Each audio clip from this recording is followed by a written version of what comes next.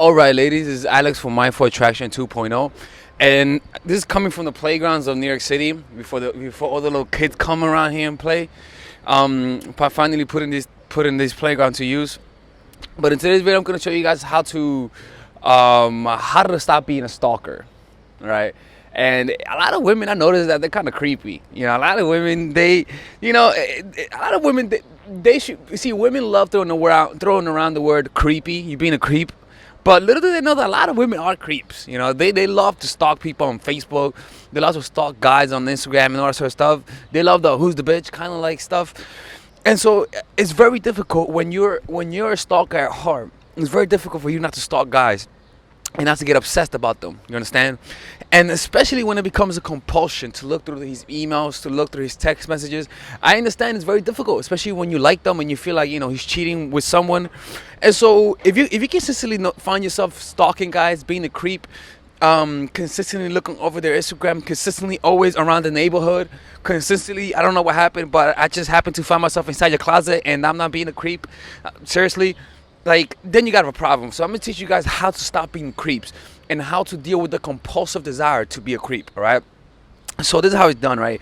Essentially, the desire to creep on the guy comes from a feeling of tension, a dissatisfaction with the feeling of not knowing. All right. So when you feel like a need to creep, it's because you feel a tension, a discomfort, and the only way for you to scratch that discomfort, apparently, is through creeping. You creep on the guy, you look through the profile, you say who's the bitch, and suddenly you feel much better about yourself. So how do you overcome that? How do you overcome that creep factor? What you have to do, what you're really looking for is a dissolvement of the tension. You see, you're saying, I need to know. All of that is part of the mind. Now, the mind is creating that because the mind feels a dissatisfaction, a tension, a discomfort. So it says, all right, feel discomfort. So rather than observing the emotion, let's find a way to satisfy it. And so it creates different illusion, it conjures up different scenarios. Like, oh, fuck, this is the reason why I feel this discomfort. It's not because of the actual sensation, but because of the reality of things. And so it tells you, look, this is why you feel this. It's because of this. So the only way for you to satisfy this is to do this. And it feels real, right? But in reality, if you really explore your experience, you're going to notice that what you really are feeling is a physical sensation. So then what I ask you to do is this, is that anytime you feel the need to creep, what I want you to do is to literally, like I always say, sit down, and rather than going to the compulsion, which is doing what the compulsion says, going on his Facebook and creeping, I want you to first go and experience the sensation. So literally sit down and write down your experience. For example, you'll sit down, you'll be like, oh fuck, I want to creep. All right. Rather than going into the thoughts and the images that it's creating, let's go into the sensation. So you feel that sensation of wanting to creep, right? You're like, okay, I feel tension in my chest. It feels like a tight knot. All right. And then you're like, okay, what's around that knot? Well, then that knot feels warm. All right. And the knot is causing my shoulders to get more tense. All right. And I observe it. The tension feels like the muscles tightening up. Okay. As a result of those muscles tightening up, I also feel my neck tightening up. As a result of it, my mind is creating a certain thought to alleviate that pain. So what kind of thoughts are coming out of that tension? And you write it down, right? So if you notice, suddenly you're taking the I from the experience. You're taking the story from the experience. It's not the story, then the emotion. It's more of the sensation and then the story.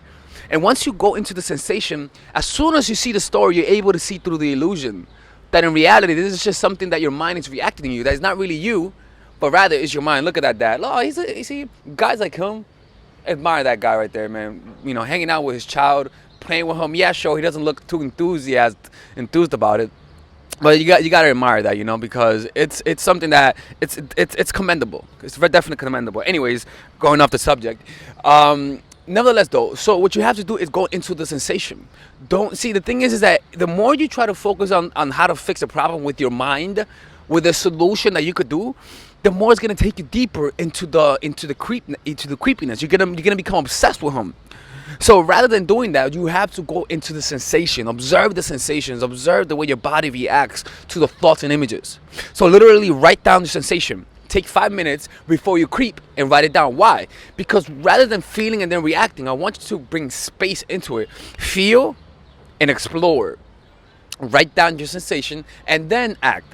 But the first thing I want you to do is to bring awareness to the creepiness of yours, to your creepiness, all right, and your psychoness and all that shit, right? And that's how it's done. I'm telling you, like, if you literally write down your experience of being a creep and wanted to creep, and write down the compulsive desire through seeing the physical sensations and exploring it, rather than looking at the story, it just goes away. It goes away. It's the craziest thing in the world. It just goes away. You're just gonna have to trust me on that, all right? Because the more you feed it through acting on it, the more it's gonna perpetuate in your life, and it's gonna become harder to say no to it.